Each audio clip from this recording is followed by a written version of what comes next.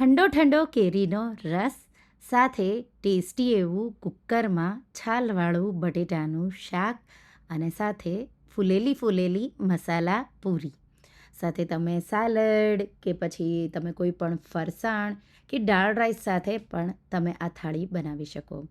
Mini તો જો ઉતાવળ હોય અને ટેસ્ટી એવું ખાવું હોય તો તમે આ શાક પૂરી રસની મિની થાળી બનાવી શકો. હેલો ફ્રેન્ડ્સ, તમારું સ્વાગત છે મારા કિચનમાં. આજે આપણે બનાવીશું ઉનાળા સ્પેશિયલ મિની થાળી, રસ પૂરી અને શાક. જો તમને મારી રેસિપીઓ ગમતી હોય અને હજુ સુધી ચેનલને સબસ્ક્રાઈબ ન કર્યું હોય તો સબસ્ક્રાઈબ કરજો અને બાજુમાં આપેલી ઘંટી દબાવજો એટલે નવી રેસિપીના નોટિફિકેશન આવે. આ રેસિપીથી તમે 4થી 5 લોકો માટે આ થાળી બનાવી શકો. સૌથી પહેલાં આપણે કેરીનો રસ ઠંડો રેડી કરી લઈશું. તમે આગલે દિવસે પણ બનાવી શકો. કેરીનો રસ તો એકદમ નવી ટ્રીક સાથે કાઢીશું, ના તો મિક્સર ના તો બ્લેન્ડર. સૌથી પહેલાં કેરીને તમારે પાણીમાં 30 મિનિટ જેવું રાખવાની છે. એનાથી તમારો જે રસ છે તો ગરમ જો કોઈને કેરી પડતી હોય એ ના પડે એટલા માટે તમારે એને પાણીમાં રાખવાની. પછી આ રીતે એક બોલને એના પર ચારણી મૂકવાની છે. એક કેરી લઈ અને તમારે એને ઘોળી લેવાની. તો આ રીતે એને પ્રેસ કરી સોફ્ટ કરી લેવાની છે. પછી આ રીતે એનું ગોટલું અને જેવું તમે મેશ કરી શકો એ રીતે તમારે પલ્પ એની સ્કીન હોય એ અલગ થઈ જશે. પછી આ રીતે ગોટલાના મદદથી તમારે આ રીતે એને આ રીતે ઘસીને આ રીતે તમારે રસને ચાળવાનો છે. તો આ રીતે રેસા અલગ થઈ જશે અને એકદમ સ્મૂધ એવો કેરીનો રસ થશે. તો આ રીતથી તમારો રસ છે એમાં તમારે ગળપણ બહુ ઉમેરવાની જરૂર નથી પડતી કે દૂધ પણ ઉમેરવાની જરૂર નથી પડતી. તમે માત્ર ઠંડો કરવા બરફના ટુકડા ઉમેરી શકો.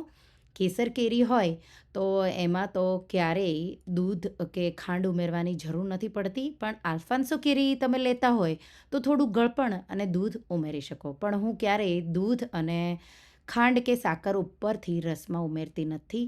કેરી છે એકદમ પાકી પસંદ કરવાની અને એનો કલર છે નેચરલી એકદમ આવો ઓરેન્જ જેવો હોય તો એ કેરી હંમેશા સ્વીટ જ હોય, તો એ તમે પસંદ કરશો એટલે એકદમ પરફેક્ટ એવો રસ બનશે.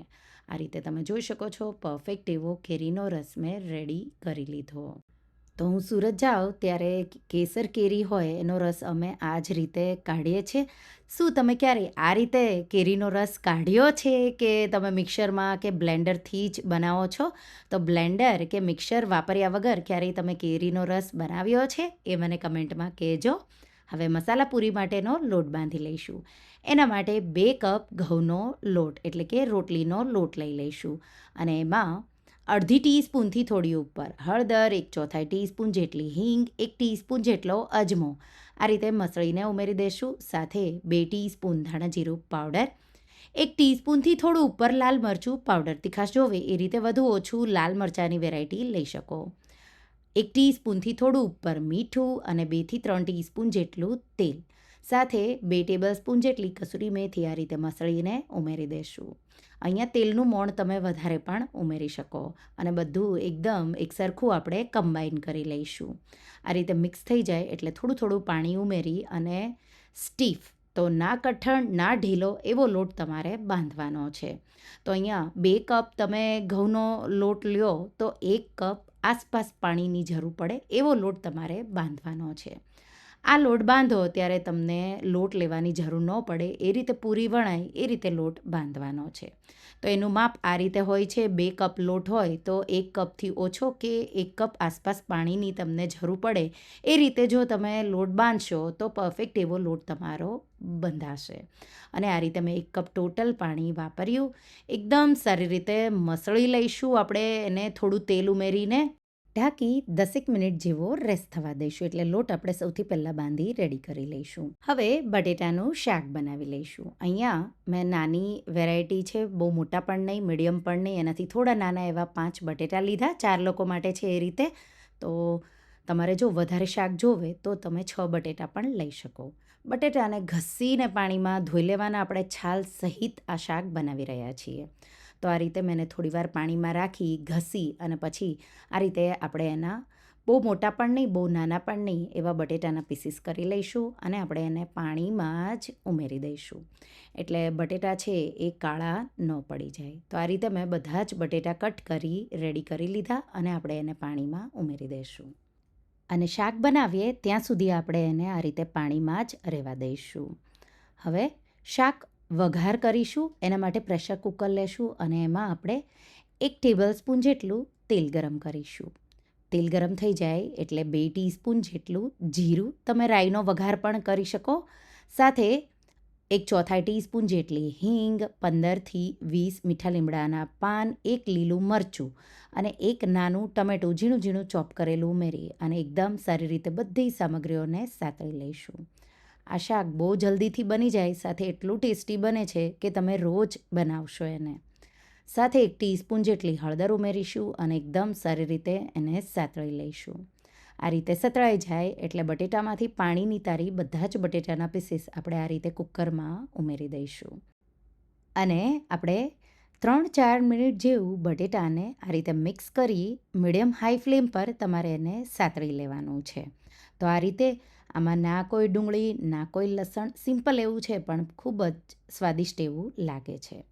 સાથે 1 ટીસ્પૂનથી થોડું ઉપર કે 1/2 ટીસ્પૂન જેટલું મીઠું ઉમેરીશું. મિક્સ કરીશું એટલે બટેટા એકદમ સારી રીતે મીઠાનો ટેસ્ટ એમાં બેસી જશે. આ રીતે સતળાઈ જાય એટલે આપણે એમાં મસાલા 2 ટીસ્પૂન ધાણાજીરું પાવડર, 1/2 ટીસ્પૂન લાલ મરચું પાવડર ઉમેરીશું કે પછી સ્વાદ પ્રમાણે. હું અહીંયા બેડગી મરચું, જે કાશ્મીરી મરચું કહેવાય, એ જ વાપરું છું. એટલે તીખાશ એ રીતે બેલેન્સ થશે. લીલું મરચું પણ આપણે ઉમેર્યું છે. 1 મિનિટ જેવું સારી રીતે આ રીતે મસાલાનો કલર આવી જાય એ રીતે મેં એને સાતળી લીધું. આ રીતે સતળાઈ જાય એટલે જો આદું તમારે ઉમેરવું હોય તો જ ઉમેરવાનું છે. તો 1 ટીસ્પૂન જેટલું મેં આદું આ રીતે ખમણીને ઉમેરી દીધું છે. અને એમાં આપણે હવે 1 કપ જેટલું પાણી, રસો વધારે જોવે તો વધારે પણ ઉમેરી શકો. અને આ રીતે પ્રેશર કુકરનું ઢાંકણ ઢાંકી 2 વિસલ મીડિયમ ફ્લેમ પર કરી લઈશું. પછી ગેસની આંચ બંધ કરી અને પ્રેશર નીકળવા દઈશું. ત્યાં સુધીમાં આપણે પૂરીનો લોટને રેસ્ટ થતાં 10 મિનિટ જેવું થઈ ગયું. આપણે એને એકદમ સારી રીતે મસળી લઈશું. મસળી અને એમાંથી આપણે એક સરખા લુવા, હવે પૂરી તમારે કેટલી નાની મોટી બનાવી છે એ રીતે લુવા કરી લેવાના છે. લુવા મેં કરી લીધા. એક લુવો મસળીને આ રીતે પ્રેસ કરી લઈશું અને હલકું તેલ લગાવીશું. તો અહીંયા મેં કડાઈમાં થોડું તેલ ગરમ કર્યું, એમાં જ લુવાને ડીપ કર્યો અને પછી આ રીતે મેં પૂરી વણી લીધી છે. થીક રાખવાની છે, બહુ પાતળી નહીં રાખવાની, નહીં તો પૂરી તમારી ફૂલશે નહીં. તો આ રીતે હલકું હલકું તેલ લગાવી વણવાનું છે. સૂકો લોટ તમારે નથી વાપરવાનો. પૂરી તમારે વણતા જવાની છે, સાથે સાથે એને તળતા પણ જવાની છે. તો મેં અહીંયા તેલ ગરમ કરવા એક ગેસ પર મૂકી દીધું અને સાથે લોટ મસળી એમાંથી લુવા કરી લીધા. ત્યાં સુધીમાં સાઈડમાં કુકરમાંથી પણ પ્રેશર નીકળી ગયું અને શાક પણ આપણું તૈયાર થઈ ગયું. આ રીતે તમે જોઈ શકો છો પરફેક્ટ એવું શાક બન્યું. લીલા ધાણા ઉમેરીશું. ગળપણ જો તમને જોવે તો 1 ટીસ્પૂન જેટલો ગોળ ઉમેરી શકો. હું અહીંયા આજે ગળપણ વગરનું શાક બનાવી રહી છું. આમ પણ આપણે કેરીના રસ સાથે ખાઈ રહ્યા છીએ એટલે ગળપણની બહુ જરૂર નથી, પણ જો તમને જરૂર લાગે તો 1 ટીસ્પૂન જેટલી ખાંડ કે ગોળ ઉમેરી શકો. 4-5 બટેટાના પીસીસ લઈ તમારે આ રીતે મેશ કરવાના એટલે રસો જાડો થઈ જશે અને શાક આપણું તૈયાર છે. હવે તેલ ગરમ થઈ જાય એટલે એક એક પૂરી ઉમેરતા જઈશું. પૂરી ઉમેરી હલકું તમારે એને પ્રેસ કરવાનું એટલે પૂરી આ રીતે ફૂલી જશે અને પછી સાઈડ પલટાવી દેવાની. આ રીતે બે સાઈડથી હલકી હલકી ગોલ્ડન આવી ડિઝાઇન આવી જાય એટલે તમારે એને કિચન પેપર પર કાઢી લેવાની. તો એ જ રીતે આપણે પૂરી વણતા જઈશું, સાથે સાથે સર્વ કરતા જઈશું. તો રસ અને શાક પહેલાં રેડી કરી લેવાનો અને પૂરી પણ લુવા કરી રેડી ઢાંકી દેવાનું. જ્યારે તમારે સર્વ કરવું હોય ત્યારે એક એક પૂરી વણવાની અને બહુ ઝટપટથી તમે સર્વ કરી શકશો. સિમ્પલ એવી થાળી છે, સાથે તમે કાચી કેરી, કાકડી, ટમેટાં, ડુંગળીનું કચુંબર પણ કરી શકો. મેં અહીંયા કાકડી ટમેટાનું કચુંબર કરેલું છે. તો ઠંડો ઠંડો કેરીનો રસ, હા એમાં તમે કેરીના પીસીસ પણ ઉમેરી શકો. હું ભૂલી ગઈ છું, મેં પછીથી ઉમેર્યા છે. તો આ રીતે કેરીનો રસ અને પીસીસ કેરીના ટુકડા કરેલા, સાથે રસાવાળું બટેટાનું શાક અને પૂરી, સાથે થોડું કચુંબર પણ મેં મૂક્યું છે. આ રીતે જો તમે ક્યારેય થાળી ન ટ્રાય કરી હોય તો એકવાર સિમ્પલ રસપૂરી શાક આ રીતે ખાસ કરી ઉનાળામાં તમને જો ખાવાનું મન થાય, તમને જો કોઈ ઘરે ઇન્વાઇટ ન કરતા હોય લંચ માટે કે મેરેજ કે ફંક્શનમાં તમે ઓછા જતા હોય તો તમે જાતે ઘરે આ રીતે બનાવી અને ખાઈ શકો. તો એકવાર આ રેસીપી ટ્રાય કરજો અને મને કહેજો કે તમને રસ મસાલા પૂરી અને છાલવાળું રસાવાળું બટેટાના શાકની રેસીપી કેવી લાગી.